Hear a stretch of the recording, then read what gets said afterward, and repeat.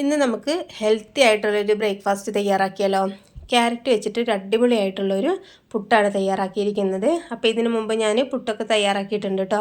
പഴം വെച്ചിട്ടൊക്കെ ചിരട്ടപ്പുട്ടൊക്കെ തയ്യാറാക്കിയിട്ടുണ്ട്. അതിൻ്റെ വീഡിയോ കാണാത്തവരുണ്ടെങ്കിൽ ഒന്ന് പോയി കണ്ടു നോക്കണേ. അപ്പം ഞാൻ ഈ ഒരു പുട്ടുപൊടി എന്ന് പറയുന്നത് പുഴുങ്ങലരീൻ്റെ പുട്ടുപൊടിയാണ് കേട്ടോ എടുത്തിരിക്കുന്നത്. അപ്പോൾ ഞാൻ വീട്ടിൽ തന്നെ തയ്യാറാക്കിയിട്ടുള്ള പുട്ടുപൊടിയാണിത്. നിങ്ങളുടെ കയ്യിൽ ഏതാണോ ഉള്ളത് അതിനനുസരിച്ച് എടുക്കാവുന്നതേ ഉള്ളൂ. അപ്പോൾ ഒരു കപ്പ് ഞാൻ പുട്ടുപൊടി എടുത്തിട്ടുണ്ട്. അപ്പോൾ ഈ ഒരു പുഴുങ്ങലരീൻ്റെ പുട്ട് എന്ന് പറയുമ്പോൾ നല്ലൊരു ഫ്ലേവറും കാര്യങ്ങളൊക്കെ ആട്ടോ, നല്ലൊരു എക്സ്ട്രാ ഒരു ഫ്ലേവറും ടേസ്റ്റും കൂടുതലുണ്ടാവും. അപ്പോൾ കയ്യിലുള്ളതിനനുസരിച്ചിട്ട് ചേർത്ത് കൊടുക്കാവുന്നതേ ഉള്ളൂ. ഇനി ആവശ്യത്തിനുള്ള ഉപ്പും കൂടി ഇട്ട് കൊടുത്തിട്ട് നമുക്കൊന്ന് മിക്സാക്കി എടുക്കാം. ജസ്റ്റ് ഒന്ന് മിക്സാക്കി എടുത്തതിന് ശേഷം നമുക്കിതിലേക്ക് വെള്ളം ഒഴിച്ച് കൊടുക്കാം കേട്ടോ. നോർമൽ പച്ചവെള്ളം തന്നെ ഒഴിച്ച് കൊടുത്തിട്ട് നമുക്കിതൊന്നങ്ങ് മിക്സാക്കി എടുക്കുന്നുണ്ട്. സാധാരണ നമ്മൾ പുട്ടുപൊടിയൊക്കെ നനച്ചെടുക്കില്ലേ, അതുപോലെ തന്നെ നനച്ചെടുക്കുകയാണ് ചെയ്യുന്നത്. അപ്പോൾ ഓരോ പുട്ടുപൊടീൻ്റെ ബ്രാൻഡ് അനുസരിച്ചിട്ട് വെള്ളത്തിൻ്റെ അളവ് എന്ന് പറയുന്നത് കൂടും കുറയുകയൊക്കെ ചെയ്യും കേട്ടോ. അപ്പോൾ ഞാൻ ഈ എടുത്തിരിക്കുന്ന പുട്ടുപൊടിക്ക് ഒരു കപ്പ് പുട്ടുപൊടി എടുത്തിട്ടുണ്ടായിരുന്നു. അപ്പോൾ ആ ഒരു കപ്പിൽ തന്നെ വെള്ളം ഇതിനാവശ്യമുണ്ടായിരുന്നു കേട്ടോ. അപ്പോൾ ഇതൊന്നും മിക്സാക്കി കൊടുക്കുന്നുണ്ട്. അപ്പോൾ കുറച്ച് വെള്ളം ഒഴിച്ച് കൊടുത്തിട്ട് നമുക്ക് നല്ല രീതിയിലൊന്ന് കുതിർത്ത് വെക്കുന്നുണ്ട്. എന്നിട്ട് നമുക്കിതൊന്ന് റെസ്റ്റ് ചെയ്യാനായിട്ട് വെക്കുന്നുണ്ട്. അപ്പോൾ ഇത് അരമണിക്കൂറൊക്കെ വെക്കുന്ന സമയത്ത് നല്ല രീതിയിൽ സോഫ്റ്റായിട്ട് കിട്ടും കേട്ടോ. പുട്ടൊക്കെ നല്ല രീതിയിൽ സോഫ്റ്റായി കിട്ടാനായിട്ട് ഇതുപോലെ അങ്ങ് റെസ്റ്റ് ചെയ്യുന്നത് നന്നായിരിക്കും.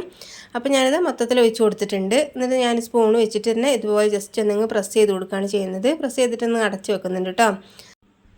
അപ്പോൾ ഞാനിതൊരു അരമണിക്കൂർ റെസ്റ്റ് ആയിട്ട് വെക്കുന്നുണ്ട് കേട്ടോ. കണ്ടോ, നമ്മൾ കൈ കൊണ്ട് തൊടുന്ന സമയത്ത് ഇതുപോലെ ജസ്റ്റ് പ്രസ്സായിട്ട് കിട്ടണം കേട്ടോ. ഒന്നങ്ങ് ഒട്ടി കിട്ടുന്നൊരു പാകമുണ്ടല്ലോ, ആ ഒരു പാകത്തിനാണ് നമുക്ക് ഈ ഒരു പുട്ടുപൊടിയിൽ നനച്ചെടുക്കേണ്ടത്. അപ്പോൾ ആദ്യമായിട്ടൊക്കെ ചെയ്യുന്നവരൊക്കെ ആണെന്നുണ്ടെങ്കിൽ ഇതുപോലെ ചെയ്താൽ മതി കേട്ടോ. അപ്പോൾ ഞാനൊന്നങ്ങ് അടച്ച് വെച്ചിട്ടുണ്ട്. ഇനി അതൊരു സൈഡിലേക്ക് വെച്ചിട്ടുണ്ട്. ഇനി വേറൊരു പാൻ എടുത്തിട്ട് അതിലേക്ക് ഒരു ടേബിൾ സ്പൂൺ വെളിച്ചെണ്ണ ഒഴിച്ച് കൊടുത്തിട്ടുണ്ട്. ഇനി അതിലേക്ക് കുറച്ച് കറിവേപ്പിലയും പിന്നെ 2 വലിയ ക്യാരറ്റ് എടുത്തിട്ട് ഇതുപോലെ ഒന്ന് ഗ്രേറ്റ് ചെയ്തിട്ട് ഇട്ട് കൊടുക്കുന്നുണ്ട്. ഇനിയിപ്പോൾ സവാള ചേർത്ത് കൊടുക്കാൻ താല്പര്യമുള്ളവരാണെങ്കിൽ ഒരു സവാള കറിവേപ്പില ഇട്ടതിന് ശേഷം ഇട്ട് കൊടുത്താൽ മതി കേട്ടോ. നീളത്തിൽ കനം കുറഞ്ഞിട്ട് അരിഞ്ഞെടുത്താൽ മതിയാവും. പിന്നെ ഞാൻ ചെറിയൊരു കഷ്ണം ക്യാപ്സിക്കം എടുത്തിട്ട് ഇതുപോലെ ഒന്ന് ചെറുതായിട്ട് കട്ട് ചെയ്തിട്ട് ഇട്ട് കൊടുക്കുന്നുണ്ട്. ഇത് ഓപ്ഷണലാണ്. മുളക് ചേർത്ത് കൊടുക്കാൻ താല്പര്യമുള്ളവരാണെന്നുണ്ടെങ്കിൽ പച്ചമുളക് ചെറുതായിട്ട് കട്ട് ചെയ്തിട്ട് ഇട്ട് കൊടുത്താലും മതിയാവും. അപ്പോൾ ക്യാപ്സിക്കത്തിൻ്റെയൊക്കെ ഫ്ലേവർ എല്ലാവർക്കും ഇഷ്ടപ്പെടണമെന്നില്ലല്ലോ, അപ്പോൾ അതുകൊണ്ടാണ്. ഇപ്പോൾ നല്ല രീതിയിലൊന്ന് മിക്സാക്കി എടുക്കുന്നുണ്ട്. ഒരുപാട് നേരം കുക്ക് ചെയ്ത് എടുക്കേണ്ട കാര്യമൊന്നുമില്ല. ഈ വെളിച്ചെണ്ണയിൽ കിടന്നിട്ട് നല്ല രീതിയിലൊന്ന് സോഫ്റ്റായിട്ട് കിട്ടിയാൽ മാത്രം മതിയാവും. അപ്പോൾ ഗ്രേറ്റ് ചെയ്യുന്ന സമയത്ത് ഏറ്റവും ചെറിയൊരു ചെറുതായിട്ട് തന്നെ ഗ്രേറ്റ് ചെയ്തെടുക്കണം കേട്ടോ. എന്നാലാണ് കറക്റ്റായിട്ട് ആ പുട്ടിൻ്റെ ഉള്ളിലേക്ക് നല്ല രീതിയിലൊന്ന് മിക്സായി കിട്ടുള്ളൂ. ഇനി ഞാൻ കുറച്ച് തേങ്ങ കൂടി ഇതിൻ്റെ കൂടെ ഇട്ട് കൊടുക്കുന്നുണ്ട്.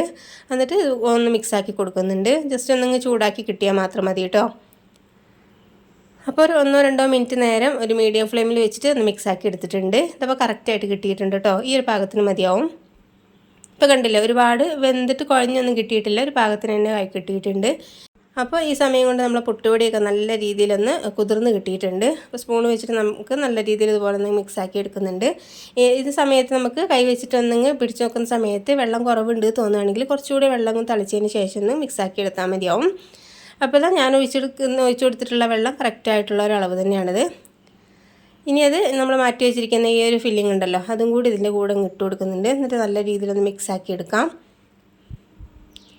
ഇപ്പോൾ കൈ വെച്ചിട്ട് തന്നെ നമുക്കിതുപോലെ മിക്സാക്കി വന്ന സമയത്ത് എല്ലാ ഭാഗത്തേക്കും ഈ ഒരു മസാല കറക്റ്റായിട്ട് എത്തിക്കോളും. ഇപ്പോൾ ഞാനിതാ നല്ല രീതിയിലൊന്ന് മിക്സാക്കി എടുത്തിട്ടുണ്ട്. ഇനി നമുക്ക് സാധാരണ പുട്ടുണ്ടാക്കുന്ന പോലെ തന്നെ അങ്ങ് ഫില്ല് ചെയ്യുകയാണ് ചെയ്യുന്നത്. നമ്മൾ പുട്ട് ഊറ്റിയെടുക്കാം. അപ്പോൾ ചില്ലിടാൻ മറക്കരുത് കേട്ടോ. ആദ്യമായിട്ട് ചെയ്യുന്നവരോട് ഞാൻ പറഞ്ഞു എന്നേ. അപ്പോൾ ചില്ലിട്ട് കൊടുത്തതിന് ശേഷം അതിലേക്ക് കുറച്ച് തേങ്ങ ഇട്ട് കൊടുക്കുന്നുണ്ട്. പിന്നെ നമ്മളൊരു 3 ടേബിൾ സ്പൂണ് ഈ ഒരു പുട്ടുപൊടിയുടെ മിക്സും കൂടി ഇട്ട് കൊടുക്കുന്നുണ്ട്.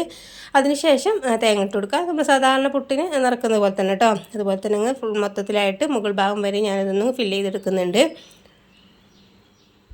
അപ്പോൾ ഞാനിതിന് മുൻപ് ചെയ്തിട്ടുള്ള പുട്ട് എന്നൊക്കെ പറയുന്ന ചട്ടപ്പുട്ടൊക്കെ തയ്യാറാക്കിയിട്ടുണ്ട് കേട്ടോ. നല്ല അടിപൊളിയായിട്ടുള്ളൊരു ചട്ടപ്പുട്ട് പഴം വെച്ചിട്ട് തയ്യാറാക്കിയിട്ടുണ്ട്. അതിൻ്റെ വീഡിയോ എന്തായാലും പോയി കണ്ടോളൂ കേട്ടോ. അപ്പോൾ ഞാനിത് മുഴുവനായിട്ടൊന്ന് ഫില്ല് ചെയ്ത് വെച്ചിട്ടുണ്ട്. ഇതൊന്ന് സ്റ്റീം ചെയ്യാൻ വെച്ചിട്ടുണ്ടായിരുന്നു കേട്ടോ. സാധാരണ നമ്മൾ പച്ചരി പുട്ടൊക്കെ തയ്യാറാക്കില്ലേ, അതിൽ നിന്നും കുറച്ചുകൂടി ടൈം എടുക്കേണ്ടി വരും കേട്ടോ. ഈ ഒരു പുഴുങ്ങലരീൻ്റെ പുട്ട് എന്ന് പറയുമ്പോൾ കുറച്ചുകൂടി ഒന്ന് നേരം കുക്ക് ചെയ്ത് കിട്ടാനായിട്ടുണ്ട്. ഒരു 10 മിനിറ്റ് കൂടുതൽ നമ്മൾ എന്തായാലും ഒന്ന് സ്റ്റീം ചെയ്യണം കേട്ടോ. എന്നാലാണ് കറക്റ്റായിട്ട് കുക്കായിട്ട് കിട്ടുള്ളൂ. ഇപ്പോൾ ഇത് കണ്ടില്ലേ, നല്ല അടിപൊളിയായിട്ടുള്ളൊരു പുട്ട് തന്നെയാണിത്. അപ്പോൾ ഇതുപോലെ ക്യാരറ്റൊക്കെ വെച്ചിട്ട് പുട്ട് ഇപ്പോൾ തയ്യാറാക്കാത്തവരുണ്ട് എന്നുണ്ടെങ്കിൽ ഒന്ന് തയ്യാറാക്കി നോക്കാനും ഒന്ന് ഫീഡ്ബാക്ക് അറിയിക്കാനും മറക്കരുത്. അപ്പോൾ വീഡിയോ നിങ്ങൾക്ക് ഇഷ്ടപ്പെട്ടിട്ടുണ്ട് എന്നുണ്ടെങ്കിൽ ലൈക്ക് ചെയ്യാനും ഫാമിലി ഫ്രണ്ട്സിനൊക്കെ ഒന്ന് ഷെയർ ചെയ്യാനും മറക്കരുത് കേട്ടോ. അപ്പോൾ നമുക്ക് പുതിയൊരു വീഡിയോ ആയിട്ട് വീണ്ടും കാണാം. Okay, thank